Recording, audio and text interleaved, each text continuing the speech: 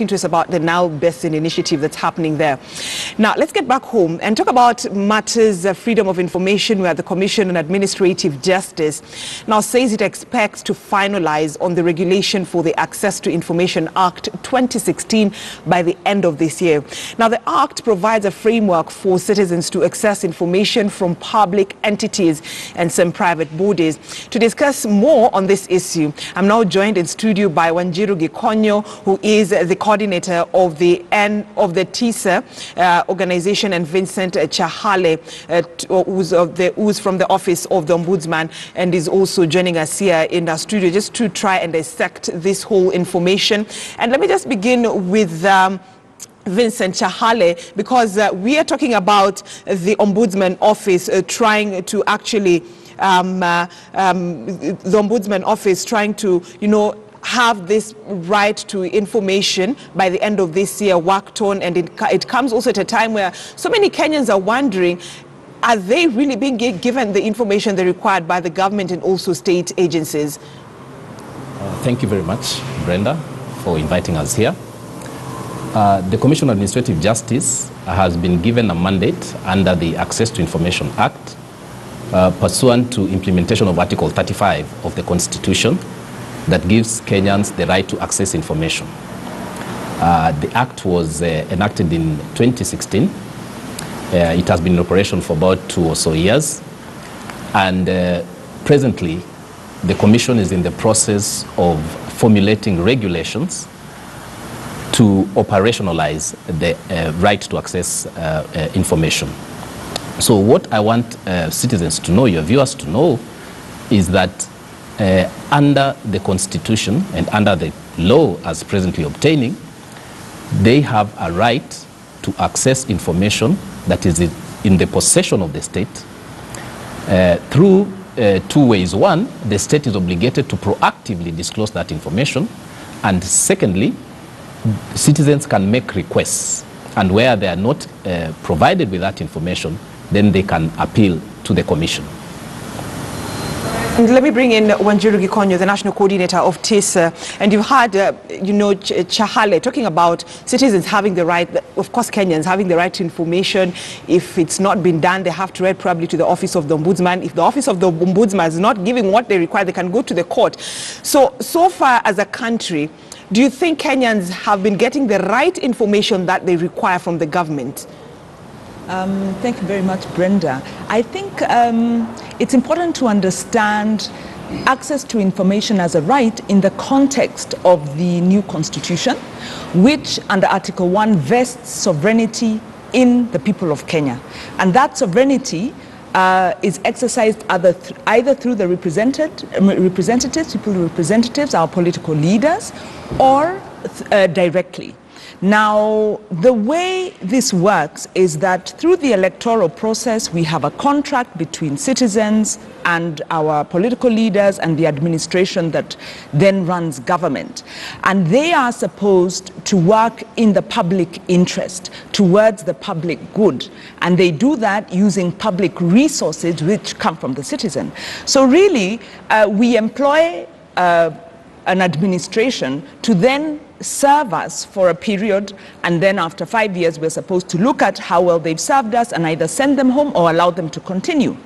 Now, this is where access to information comes in. It is impossible to monitor, it's impossible to know what government is doing unless they tell us. Which information do we need to know? We need information about how government works, about how it delivers services, about the budget. Are we getting the information we need? No, we are not. And there are many reasons for this, but to look at it maybe very simply, you could take a few examples. For instance, the standard gauge railway is one of the big issues that came out during a dialogue we had last night on this subject, and it's been in the media, public domain for a very long time. A lot of money has been committed to the standard gauge railway. There's then an agreement the government has entered into with a private contractor. Now, on the basis of the SGR, we are incurring hefty loans which affect the cost of living, which affect the amount available for healthcare, for water, for agriculture. So the question has been, and the president pronounced himself on this, what we need to know the terms of this agreement. What is Kenya actually getting? Now, this contract. Information has to be out there for the public. The question is there a need for public sensitization? Because not so many Kenyans know their right when it comes to, being given information that they need. Sensitization is one thing. The other thing is the information the government is giving out. Is information coming out? Some information is. Are the public aware that they need to be active and engaged under the new constitution? I don't think so. I think there is there's quite a lot of apathy, a lot of mistrust of government, which is understandable given the low levels of political accountability. But the Constitution is a proactive step which citizens need to embrace and actively engage. So one, there is some information out there.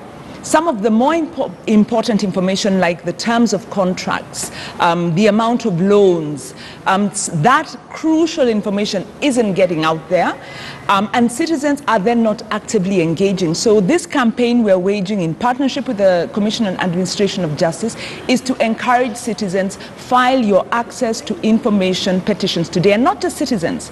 Actually, one of the groups that most needs this information is the media, and the media are not fully utilizing the act to get information to help them sensitize Kenyans on how government is performing. So we need to use the act. All right, let me bring in Chahale.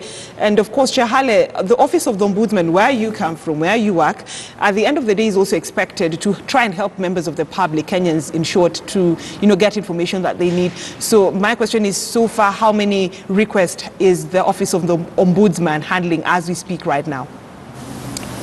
Before I directly come to that question, I want to point out that under the Access to Information Act, it is required that public institutions should provide proactively information, certain categories of information.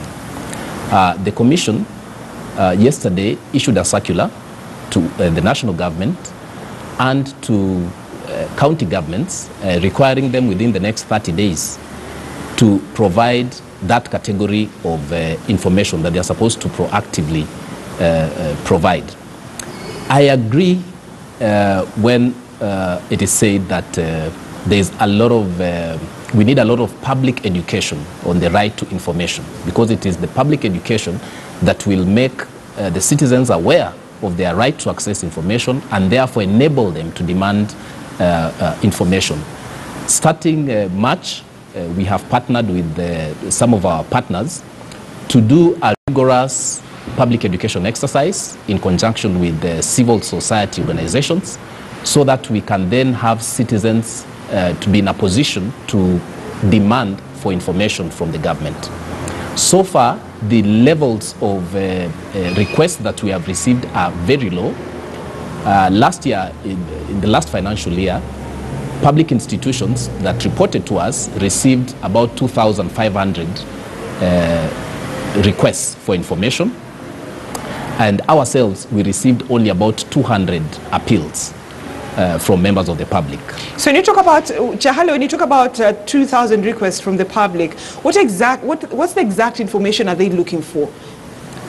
Mostly members of the public are looking for information regarding the budgets, information regarding recruitment processes, and generally information regarding policies and how decisions have been made, certain decisions have been made within public institutions. And it's good you've talked about, one of the requests being decisions that have been made, and it's something that even Wanjiru Gikonyo talked about when it comes to some of these tenders that are being issued out. And that is something that even recently President Uhuru Kenyatta really stressed on when it comes to fighting corruption, in terms of you need to publish the names of people, of bidders who want the tenders and the people who've been given the tenders. But truth be told, Gikonyo, we have not seen that being done. Because when you peruse through the newspapers, even today, I have the Standard here, newspaper, even when you peruse through it, you'll only see county governments, the national government having adverts of tenders, but we are not told who are the people who've won these tenders, even after the president gave the directive.